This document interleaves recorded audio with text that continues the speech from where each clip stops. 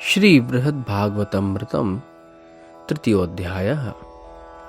तृतीये तु शिवेनोक्तं स्वस्मात् वैकुण्ठवासिषु यथा कृष्ण कृपाधिक्यं तेभ्यः प्रहलाद के तथा। इस तीसरे अध्याय में श्री महादेव जी की उक्ति अनुसार उनकी अपेक्षा वैकुंठवासियों पर भगवान श्री कृष्ण की कृपा अधिकता का निरूपण किया गया है। फिर वैकुंठवासियों से भी कहीं अधिक श्री प्रहलाद जी के प्रति श्री कृष्ण कृपा वर्णित की गई है। अथा ग्रंथ प्रारंभ। तृतीय अध्याय प्रारंभन। श्री परीक्षित जी बोले, शिवलोक में श्री शिव जी ने भक्ति से आविष्ट होकर श्री संकर्षण भगवान का पूजन समाप्त कर लिया था और उसके बाद नृत्य करते हुए उनके प्रेम में मग्न होकर उन्होंने कीर्तन आरंभ किया। उनके गण नंदीश्वर आदि प्रीति से उनके साथ जय जयकार करते हुए गीत वाद्य आदि बजा रहे थे। श्री पार्वती जी अपने हस्त कमलों से उनके साथ चातुर्युक्त ताल दे रही थीं और श्री शिव जी उनकी प्रशंसा कर रहे थे। ठीक उसी समय श्री नारद जी ने दूर से यह सब देखा और वह शिव जी को प्रणाम करके बीड़ा में बार बार उच्च स्वर से कहने लगे, आप श्री कृष्ण के बड़े कृपा पात्र हैं, आप श्री कृष्ण के बड़े कृपा प्राप्त हैं। फिर उन्होंने अपने पिता श्री ब्रह्मा जी से सुनी हुई गुणावली का भी मधुर स्वर से कीर्तन करना प्रारंभ कर दिया। एक बात स्मरण रहनी चाहिए, श्री महादेव जी अपने इष्ट देव श्री संकर्षण की नृत्य स्तुति करते रहते हैं, आराधना करते हैं। इसका विस्तार पूर्वक वर्णन श्रीमद् भागवतम पंचम स्कंद में किया गया है। श्री शिव जी भगवत अवतार हैं। उनका इस प्रकार भगवत आराधना जीवों के लिए आदर्श स्थापन करना ही है। श्री ब्रह्मा जी भी भगवत अवतार हैं, परंतु श्री शिव जी का उनसे उत्कर्ष है। श्री शिव एवं श्री विष्णु के नाम गुण लीला में भेद देखना नाम अपराध माना गया है, किंतु यह बात ब्रह्मा जी के बारे में नहीं कही सुनी जाती। 100 जन्म तक अपने धर्म में पूर्ण निष्ठा सहित जो आचरण करता है वह जीव ब्रह्मा हो सकता है, परंतु जीव कभी भी शिव पद को प्राप्त नहीं कर सकता। श्री शिव भगवत अवतार होकर भी श्रेष्ठ भगवत भक्त हैं। निज पारिवारिक गणों एवं प्रेयसी सहित वे श्री भगवत नाम संकीर्तन नित्य ज्ञान पूर्वक करते रहते हैं। अतः श्री नारद जी ने बार बार कहा कि आप श्री कृष्ण के पूर्ण कृपा पात्र हैं। श्री नारद जी के नाम संकीर्तन दर्शन वीणा से ही बजाने लगे, अतः मस्तक झुकाकर ही प्रणाम कर पाए। उस अवस्था में उनके लिए दंडवत प्रणाम करना संभव नहीं था। इसके बाद ज्यों ही श्री नारद जी श्री शिव जी के चरणों रेणु को स्पर्श करने के लिए उनके निकट पहुंचे, त्यों ही श्री शिव जी ने, जो श्री कृष्ण प्रेम धारा में मत्त हो रहे थे और जिनको एकमात्र वैष्णव ही प्रिय है, दूर से आए हुए मुनि को अपने निकट खींचकर उनका प्रगाढ़ आलिंगन किया और आदर सहित बार बार कहने लगे, हे ब्रह्मपुत्र, हे ब्रह्मपुत्र, आप यह क्या कर रहे हैं, ऐसा मत करिए। फिर शिव जी ने यह समझकर कि आज मुझको वैष्णव श्रेष्ठ श्री नारद जी से संभाषण करने का सौभाग्य प्राप्त हुआ, इसी भाव में मग्न होकर अपने नृत्य आदि को बंद कर दिया और कुछ प्रियजनों के साथ लेकर तपस्वियों के योग्य अपने आसन पर वीरासन में बैठ गए। तब श्री नारद जी ने श्री रुद्र षडंग स्तव पाठ करते हुए श्रद्धा से उनको प्रणाम किया। जिन स्तोत्रों में आपको जगदीश्वर स्वरूप में प्रतिपादित किया जाता है, उससे उनकी स्तुति करते हुए श्री कृष्ण के प्रति जो कृपा परम कृपा है उसको श्री नारद विस्तार पूर्वक गान करने लगे। इस प्रकार अपनी प्रशंसा सुनकर शिव जी, जो सर्व वैष्णव में शिरोमणि हैं तथा विष्णु भक्ति के प्रवर्तक हैं, अपने कानों को बंद करके क्रोधपूर्वक जोर जोर से इस प्रकार कहने लगे। श्री महादेव जी बोलते हैं, हे नारद, ना तो मैं जगदीश्वर हूं और ना ही कृष्ण का कृपा पात्र हूँ। मैं तो सदैव उनके दासानुदासों की कृपा का अभिलाषी हूँ। श्री परीक्षित जी बोले। इस प्रकार सुनकर श्री नारद जी ने अपने आप को अपराधी मानते हुए श्री कृष्ण और श्री शिव जी एक ही स्वरूप है इस प्रकार की स्तुति करना बंद कर दिया और फिर वे धीरे धीरे इस प्रकार बोले। श्री नारद जी बोलते हैं, यह बात सत्य है, भगवान और उनके भक्तों की महिमा को भली प्रकार आप ही जानते हैं। दूसरों को भी उस गूढ़ तथा दुर्गम महिमा को आप ही ज्ञात कराते हैं, इसलिए वैष्णव श्रेष्ठ भी आपकी कृपा की बाट ताकते रहते हैं। श्री कृष्ण भी प्रसन्न होकर आपकी महिमा की अतिशय वृद्धि करते हैं। कितनी बार ही श्री कृष्ण ने अपने रूप धारण कर भक्ति सहित आपको आराधना करते हुए आपसे कितने वर प्राप्त नहीं किए, अर्थात अनेकों वर प्राप्त किए हैं। श्री परीक्षित जी बोले। यह सुनकर श्री शिव जी धीरज धारण नहीं कर सके। वे लज्जित होकर जल्दी से उठे और नारद जी के मुख को अपने हाथों से बंद कर इस प्रकार कहने लगे, हे नारद, आप मेरी धृष्टता का वर्णन ना करें। फिर शिव जी विस्मित होकर उच्च स्वर से कहने लगे, हे मुनि, देखो, प्रभु का लीला वैभव तर्क से अगोचर है।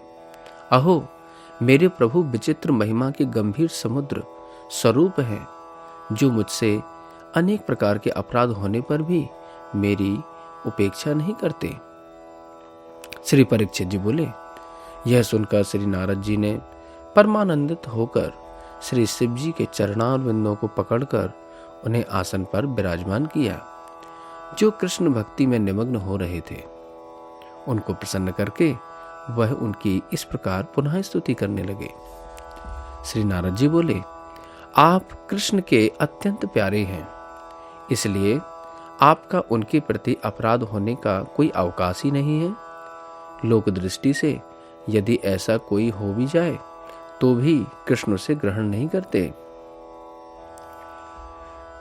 जब बाणासुर ने अपनी भुजाओं के बल का अभिमान करके साधुओं को सताना प्रारंभ किया था और श्री अनिरुद्ध जी को अपनी माया से बंधन में डाल दिया था, तब भगवान श्री कृष्ण ने उससे युद्ध किया था।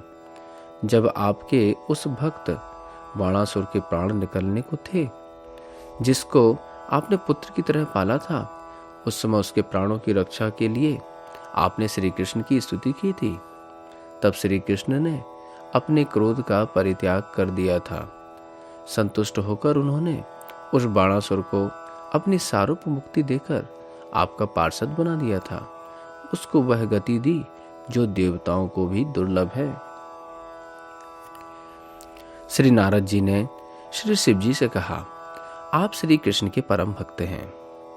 लोग दृष्टि से आपसे कोई अपराध बन भी जाए तो वे उसे ग्रहण नहीं करते।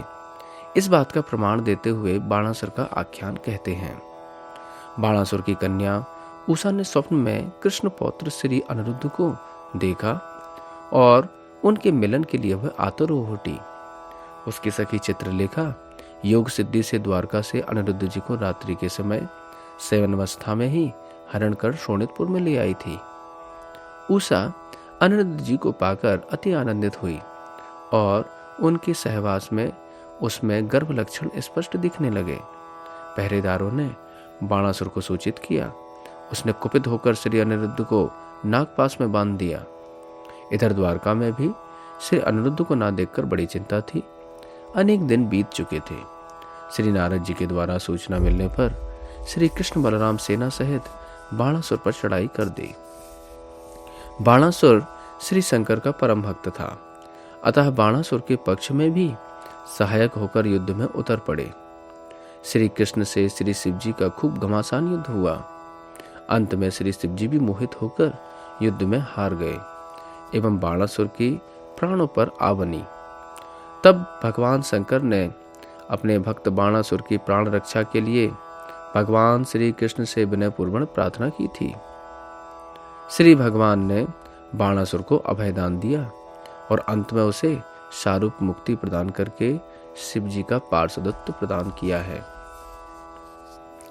नारद जी कहते हैं, गार्ग आदि ऋषियों को जिन्होंने यद्यपि कठोर तपस्या करके मंगलमय आपका भजन किया था, तो भी वैष्णवद्रोही जानकर उन लोगों को आपने निष्कपट वर नहीं दिए, किंतु चित्रकेतु प्रभृति ने, जो श्री कृष्ण के अंश स्वरूप श्री अनंत भगवान का पूजन करते थे, आपकी महिमा को न जानकर आपकी निंदा की, तब भी आप उन पर क्रोधित नहीं हुए।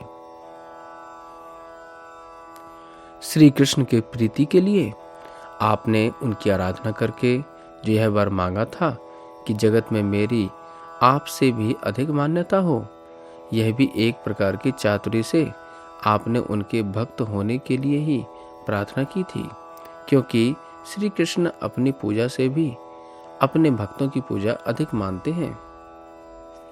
इसका आख्यान इस प्रकार है। एक बार श्री महादेव जी ने श्री कृष्ण आराधना कर यह वर मांगा कि जगत में मेरी आपसे अधिक मान्यता हो।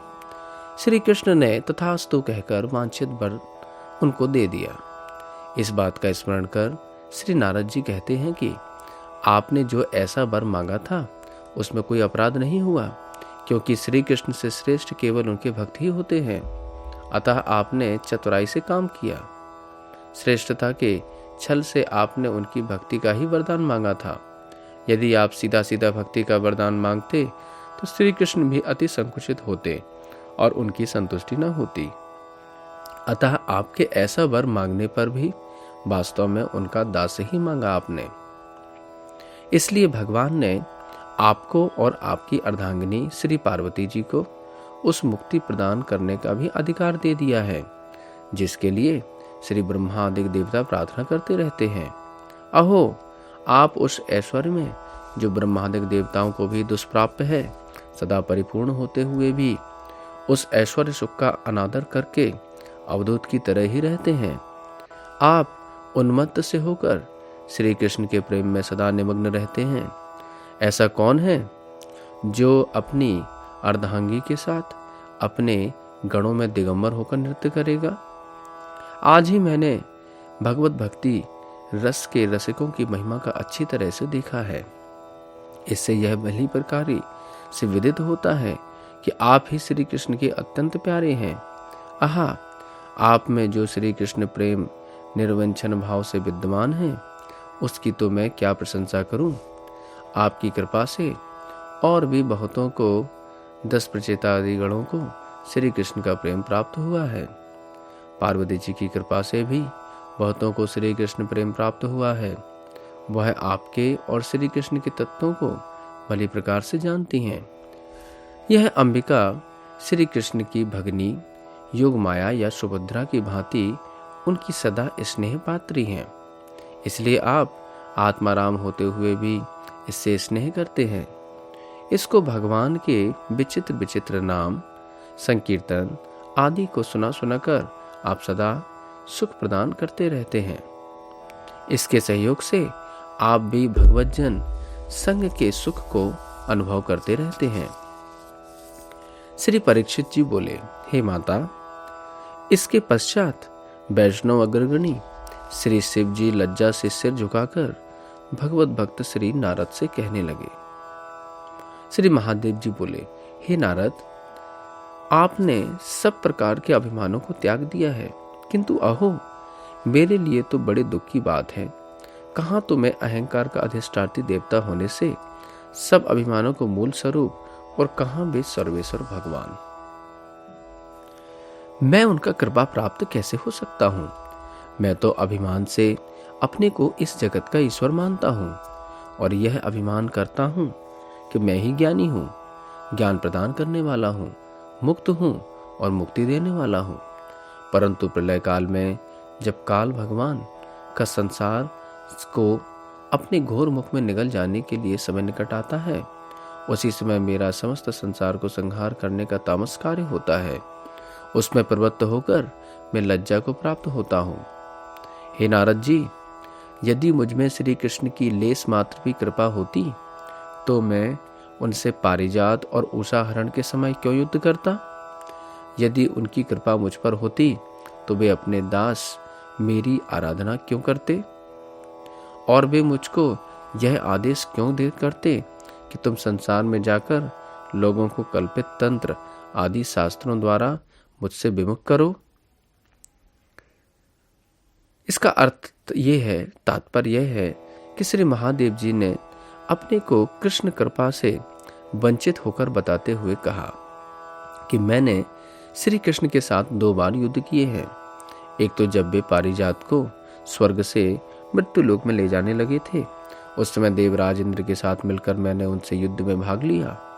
दूसरे, अनिरुद्ध को बंधन में डालने पर जब बाणासुर के साथ श्री कृष्ण का युद्ध हुआ, तब मैंने अपने भक्त बाणासुर का साथ दिया और श्री कृष्ण से युद्ध किया। अतः यदि उनकी मुझ पर कृपा होती, मैं उनका भक्त होता, तो क्या मैं उनसे युद्ध करता क्या? इसी के लिए मैं उनका भक्त नहीं हूं। यह वास्तव में शिव जी अपनी दीनता प्रकट कर रहे हैं। वह तो भगवान के परम भक्त हैं। उन्होंने आगे कहा, मैं कृष्ण का दास हूं, ऐसा मानता हूं। यदि वे मुझे अपना दास मानते तो क्या मेरी आराधना करते? उन्होंने मेरी आराधना करके मेरे प्रति अपने क्रोध का ही परिचय दिया है और मेरा उपहास भी किया है, जिससे मैं आज तक अनुतप्त हूं, पछताता रहता हूं। श्री महादेव जी फिर कहते हैं, हे नारद, यदि श्री कृष्ण की मुझ पर लेस मात्र भी कृपा होती तो क्या वह मुझसे इस प्रकार कहते, हे शंकर, तुम अपने कल्पित आगम शास्त्र द्वारा लोगों को मेरे विमुख करो और मुझको मेरे स्वरूप को गोपन करो। इससे सृष्टि कार्य उत्तरोत्तर बढ़ सकेगा। पद्म पुराण में इसकी विवेचना होती है, उत्तरखंड 62वें अध्याय और 31 खंड में। हे नारद, मैंने उनके आदेश अनुसार शंकराचार्य का रूप धारण कर लोगों को उस सविशेष सगुण परम माधुर्यमय स्वरूप से वंचित कर अद्वैतवाद, अहम ब्रह्मास्मि, तत्त्वमसि के भ्रांत मार्गों में डाल दिया। हे मुनिवर, आप ही बताओ, यदि मैं उनका कृपा पात्र लेस होता तो क्या वे मुझे या मुझसे इस भक्ति विमुख कार्य का प्रचलन कराते? भक्त के द्वारा श्री भगवान तो सदा भक्ति के कार्य का प्रचार कराते हैं। अतः मेरे इस निंदनीय कार्य करने के उनके प्रति मेरा अपराध ही हुआ है। मैं उनका कृपा प्राप्त कैसे हो सकता हूं? हे नारद जी, आप प्रसन्नचित्त होकर जो यह स्तुति करते हैं कि हम दोनों, मुझे और पार्वती जी को मुक्ति प्रदान करने की शक्ति है, यह भी अति दारुण दुख की वार्ता है, क्योंकि उनके भक्तों को इस मुक्ति का नाम सुनकर भी दुख होता है। हे नारद, आप श्री कृष्ण के पार्षदों में सर्वश्रेष्ठ हैं। आप मुझको मुक्ति प्रदाता होने से श्री कृष्ण की कृपा प्राप्त न समझें। उनकी श्रेष्ठ कृपा के भाजन तो एकमात्र श्री वैकुंठ निवासी ही हैं। पितृण की भांति सब कुछ त्याग कर भक्ति से अपने प्यारे श्री हरि की आराधना करते हैं। अष्ट सिद्धि आदि को प्राप्त होते हुए भी वे उनकी तरफ आंख उठाकर नहीं देखते। वे सब प्रकार के अभिमानों को छोड़कर उस वैकुंठ धाम को प्राप्त होते हैं, जहाँ किसी प्रकार का भय नहीं है, जो स्थान गुणातीत होने से सच्चिदानंद स्वरूप है। वहाँ के लोग सच्चिदानंद देह पाकर तथा अनंत कोटि ब्रह्मांड के परम वैभव और सच्चिदानंद स्वरूप श्री हरि के समान ऐश्वर्य को प्राप्त होकर भी उन वस्तुओं का आदर नहीं करते, क्योंकि वे श्री भगवान की भक्ति से संतुष्ट होकर भक्तों की रक्षा करते हुए, भगवान की भक्ति को बढ़ाते हुए अपनी इच्छा से सब जगह विचरण करते रहते हैं। वे वैकुंठ में अपने प्रभु की पक्षी, वृक्ष आदि अनेक रूपों से निरंतर सेवा करते हुए विराजमान हैं। इससे वे मानो मुक्तों का उपहास कर रहे हैं। वे आनंद प्रदान करने वाले हैं एवं जिनके चरणार बिंदों को श्री लक्ष्मी जी चापती रहती हैं, उन श्री भगवान के दर्शन करते हुए उनके साथ विहार करते रहते हैं। अहो, जैसी श्री कृष्ण की करुणा वैकुंठ वासियों की पर निरंतर रहती है, वैसी कहीं भी नहीं है। वहां बहुत प्रसन्न चित्त से निरंतर संकीर्तन आदि से की हुई प्रभु की विविध प्रकार की प्रेम वाहिनी भक्ति को छोड़कर अन्य कोई चेष्टा ही नहीं है। अहो, वहां परमानंद रस समुद्र की महिमा अद्भुत है। उस आनंद की एक बूंद के अर्धांश के साथ भी ब्रह्मानंद सुख की तुलना नहीं की जा सकती। वह बैकुंठ, वहाँ के रहने वाले और वहाँ के जो कुछ सब पदार्थ हैं, वे सब श्री कृष्ण के चरणारविंद के प्रेम से अनुग्रहित हैं। उनसी सब पर श्रीमद बैकुंठ निवासी गण ही श्री कृष्ण के कृपा प्राप्त हैं। उनकी महिमा मेरे से भी कहीं अधिक है, और क्या वर्णन करूं। यहाँ तक कि जो पंच भौतिक देहदारी और मर्तलोक में रहने वाले भगवत भक्ति रसिक हैं, वे भी मुझ जैसों के लिए सदा वंदनीय हैं। जिन्होंने श्री कृष्ण चरणों में प्रेम प्राप्ति के लिए अपने अर्थ, कुटुंब तथा जीवन को छोड़कर अपनी आत्मा को उनके चरणारविंदों में अर्पण कर दिया है, वे इस लोक तथा परलोक में सब साध्य साधनों से निष्प्रेय ही हो गए हैं। वे जाति, वर्ण, आश्रम, धर्म के आचरणों से परे हो गए हैं। देव, ऋषि एवं पितृ इन 3 प्रकार के ऋणों से छूट गए हैं, और उनको वेद मार्ग छोड़ने से भी हरि भक्ति के प्रभाव से कहीं भी कदापि भय नहीं है। जो कृष्ण भक्ति रस लोलुप है और किसी वस्तु की वांछा भी नहीं करते, वे स्वर्ग, नरक और मोक्ष को भी समान दृष्टि से देखते हैं। मैं सत्य कहता हूं कि जितने मुझको भगवान प्यारे हैं, उतने ही उनके भी भक्त प्यारे हैं। मैं उन भक्तों के संग की प्राप्ति के लिए ही प्रार्थना करता हूँ। हे नारद, मैं तो यह मानता हूँ कि जहाँ तक भगवान के भक्त रहते हैं और जहाँ इस प्रकार भगवान के भक्त रहते हैं, वही बैकुंठ लोक है, जिसमें कोई सोच विचार की बात ही नहीं है। इस विषय में तो मृत्यु लोक में निवास करने के कारण भगवत भक्त क्या मायातीत बैकुंठ लोक निवासी भक्तों से कम है क्या? इस प्रश्न का उत्तर इस श्लोक में दिया गया है। श्री शिव जी का कथन इस प्रकार है, उपर्युक्त लक्षण वाले भक्त जहां निवास करते हैं, वही बैकुंठ है। कारण जहां भक्ति है, वहां श्री भगवान निवास करते हैं, और वही बैकुंठ लोक है।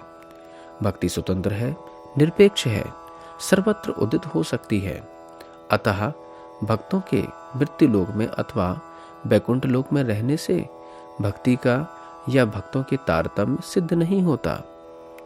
जिनको श्री कृष्ण भक्ति रूपी अमृत पान करने से अपने देह तक का और दैहिक कर्मों का विस्मरण हो जाता है, उनके 5 भौतिक देह में भी सदा सच्चिदानंद स्वरूप विद्यमान है।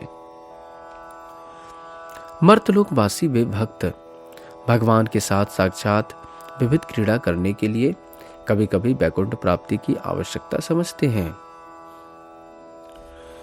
इसका भाव यह है, यद्यपि इस मर्तलोक में ही वे भक्त सर्वसिद्ध हैं, तथापि केवल श्री लक्ष्मी कांत के साथ सदैव साक्षात क्रीड़ा परंपरा अर्थात विचित्र विलास श्रेणी को साक्षात अनुभव करने के लिए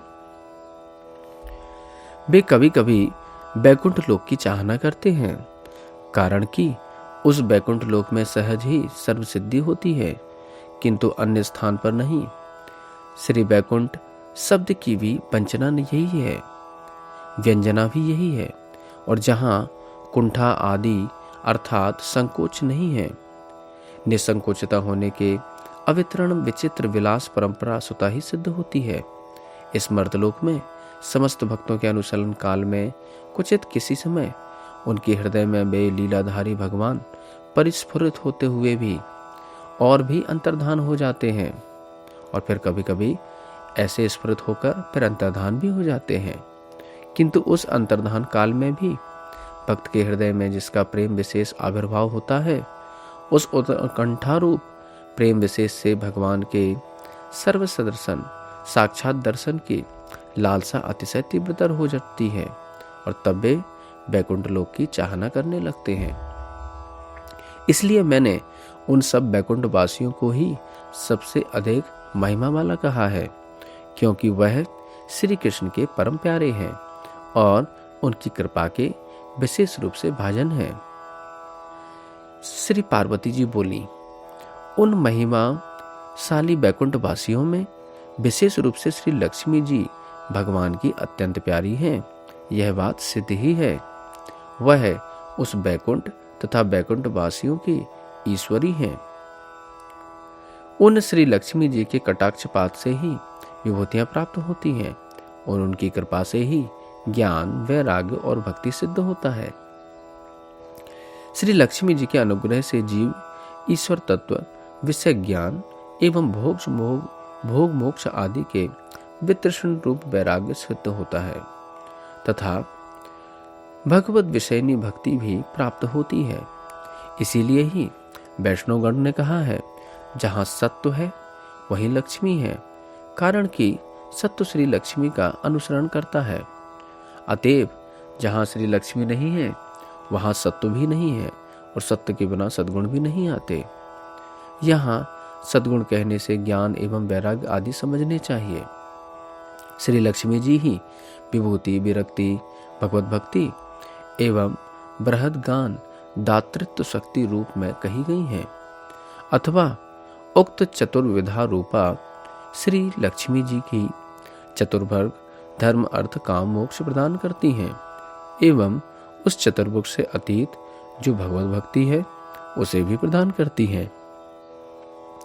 आदर सहित भजने वाले आप जैसों को वह श्री लक्ष्मी जी छोड़कर अपने प्रीतम श्री कृष्ण, जो उनकी इच्छा भी नहीं करते, तप सहित आराधना करती हैं। वह लक्ष्मी प्रभु के सुंदर वक्ष स्थल में सदा निवास करती हैं, जो सब पतिव्रताओं में उत्तमा हैं। भगवान असंख्य अवतार धारण करते हैं, वह भी उनके साथ कांता रूप में अवतार लेती हैं। श्री परीक्षित बोले, हे माता, यह सुनकर श्री नारद जी परमानंदित होकर कहने लगे, श्री कमलाकांत भगवान की जय हो। हे बैकुंठपति, हे हरि, आपकी जय हो। बैकुंठ लोक की जय हो।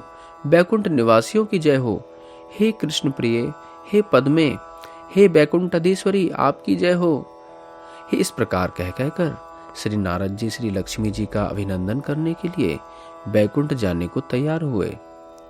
उनके इस अभिप्राय को समझकर श्री महादेव जी ने उनका हाथ पकड़कर उनको पुनः रोक लिया और कहने लगे, हे ब्रह्मन, इसलिए आप बैठिए, थोड़ा तनिक बैठिए तो। महादेव जी कहने लगे, हे नारद जी, आप श्री कृष्ण के प्रियजनों के दर्शन आवेश की उत्कंठा में भूल गए हैं। क्या भूल गए हैं? क्या आपको यह स्मरण नहीं है कि भगवान आजकल द्वारका में विराजमान हैं या नहीं?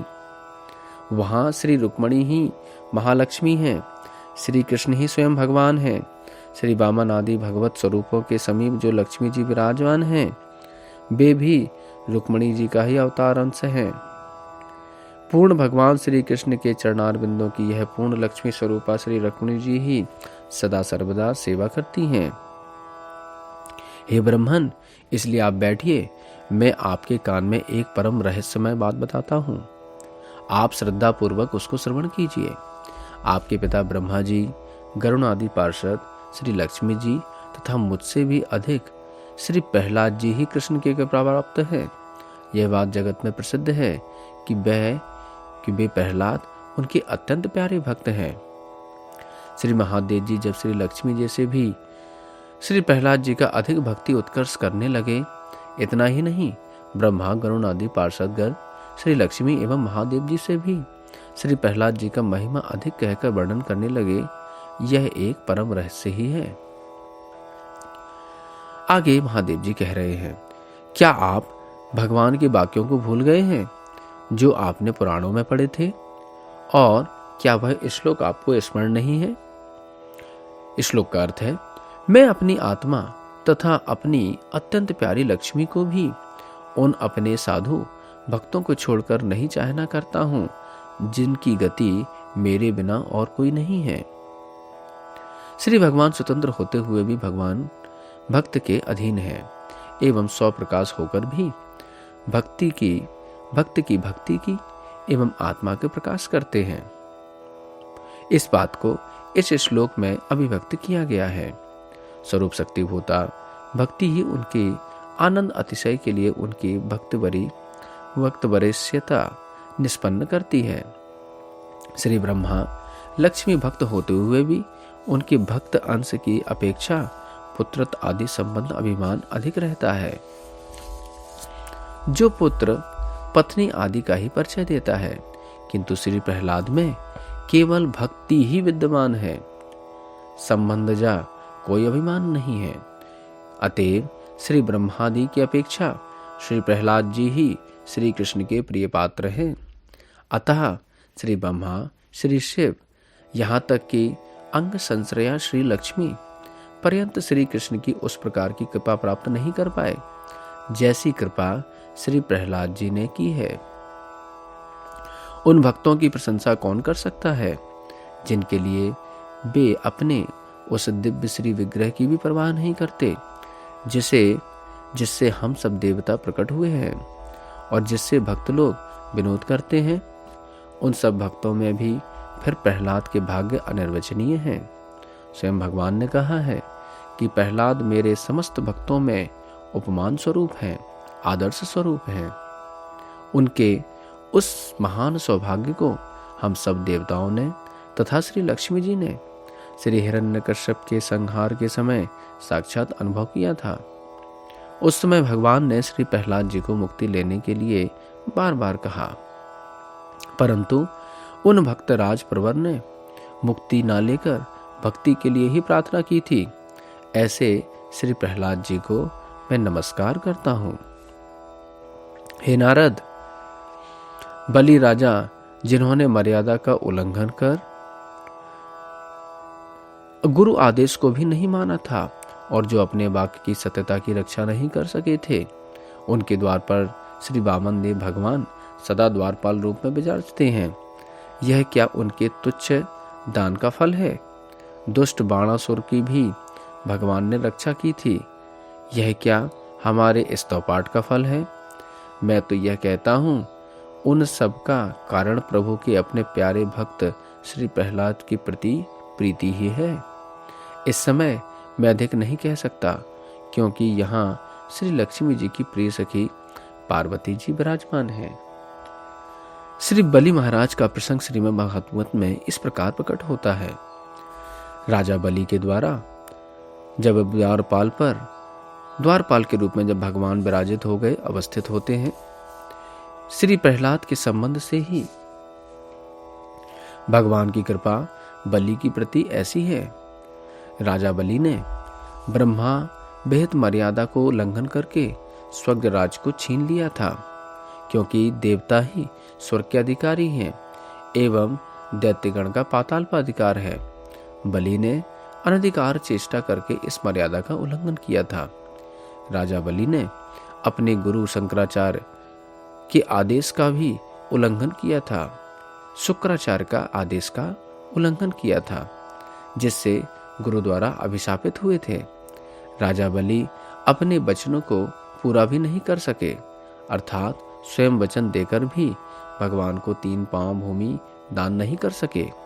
2 पांव में ही त्रिभुवन को भगवान ने माप लिया था। अतः बलि द्वारपाल रूप से भगवान जो अवस्थित है, वह उसके उस तुच्छ त्रैलोक्य दान का फल नहीं है, ना तो उनके शरीर दान का है। केवल महाप्रियतम श्री प्रहलाद की प्रीतिवश ही श्री भगवान उनके द्वारकाल पर खड़े हैं, क्योंकि त्रैलोक्य दान से अथवा स्वशरीर के दान से भगवत कृपा प्राप्त करना असंभव है। इस लोक में भी जब मिथ्या वस्तु के द्वारा कभी भी सत्य वस्तु की प्राप्ति नहीं होती, तब उस तुच्छ त्रैलोक्य दान आदि नश्वर वस्तु के दान के द्वारा सच्चिदानंद विग्रह भगवत प्राप्ति कैसे हो सकती है? और फिर विशेषतः द्वारपाल के रूप में श्री भगवान का होना। अतएव बलि के प्रति श्री भगवान की प्रीति का हेतु केवल श्री प्रहलाद जी ही हैं। परम दुष्ट बाणासुर के प्रति जो श्री भगवान का अनुग्रह है, उसका कारण भी श्री प्रहलाद जी ही हैं, जिससे उसे चतुर्भुज रूप से श्री शिव के पार्षद स्वरूप की प्राप्ति हुई है। श्री शिव जी आगे कहते हैं, परम दुष्कर वैष्णव अपराध केवल वैष्णव कृपा से ही निवृत्त हो सकते हैं। अतः बलि और बाणासुर के अपराध केवल श्री प्रहलाद के पुत्र एवं पौत्र संबंध के कारण ही नाश हुए हैं, अर्थात श्री भगवान ने उनके स्नेह विशेष से ही उनके सभी अपराधों को क्षमा कर उन पर अनुग्रह ही किया है। उन्होंने आगे कहा, श्री पार्वती, लक्ष्मी जी की सखी हैं और वह यहाँ बैठी हैं, अतः उनके सामने प्रहलाद जी का महिमा का विस्तृत वर्णन करना उचित नहीं है। ये महादेव जी के परिहासमय वचन थे, अतः यह भी आशंका थी कि कहीं वो बुरा ना मान जाए। तब शिव जी ने आगे कहा, हे नारद जी, अब आप जल्दी से सुतल लोक में जाकर श्री प्रहलाद जी को अपने आशीर्वाद से संबोधन न करें, उनका आलिंगन करें और मेरा भी उनको गाढ़ालिंगन करें। अहो, सब सज्जनों में अग्रगण्य वे प्रहलाद जी हमारे जैसे कि प्रणाम करने से दुखी होते हैं, इसलिए यदि आप वहां सुख अनुभव करना चाहें तो भूलकर भी उनकी स्तुति एवं प्रणाम नहीं करना। श्री महादेव जी ने प्रहलाद जी के अति विनीत स्वभाव का वर्णन करते हुए कहा, चाहे प्रहलाद जी श्री कृष्ण के करुणादि पार्षदों से यहाँ तक कि श्री लक्ष्मी जी से भी अधिक कृपा प्राप्त हैं, विश्ववंद्य एवं स्तुति है, परंतु उनको प्रणाम करने से विशेषतः आप जैसे महान पुरुषों के प्रणाम करने से भी दुखी होते हैं। अतः महादेव जी ने श्री नारद जी को उनके प्रति केवल आलिंगन करने की ही बात कही। वास्तव में जो भगवान की कृपा प्राप्त हैं वे अति दीन विनम्र होते हैं एवं अपने को तृण से भी नीच मानते हैं। मानते ही नहीं, उनके आचरण भी तदनुरूप ही होते हैं। अपनी स्तुति प्रतिष्ठा से वे दूर भागते हैं। उन्हें मान प्रतिष्ठा देने पर उनका हृदय दुख पाता है। इसलिए साधक के लिए इस विषय में भी सतर्क रहने की आवश्यकता है। जो संत परम भागवत अपने चरण स्पर्श नहीं करने देते, दूसरे के प्रणाम तक को सहन नहीं करते, उन्हें मन में प्रणाम करते हैं, वंदना करनी चाहिए। हठ पूर्वक उनके चरण नहीं छूने चाहिए। उनके मन में सुख को संपादन करने के लिए ही उनकी कृपा प्राप्त हो जाती है। इस तृतीय अध्याय का सार इस प्रकार है। इस तृतीय अध्याय में श्री शिव ने श्री भगवान कृष्ण के प्रति अपने अपराधों का वर्णन करते हुए बैकुंठ वासियों के भाग्यों की सराहना की। उन बैकुंठ वासियों में भी श्री लक्ष्मी जी को भगवान की अत्यंत प्रिय एवं कृपा प्राप्त निरूपण किया है। उसके बाद उन्होंने श्री लक्ष्मी जी से भी अधिक प्रिय भगवान के भक्तों को बताया और भक्तों में भी सुतल निवासी श्री प्रहलाद जी की गुण महिमा का वर्णन किया है।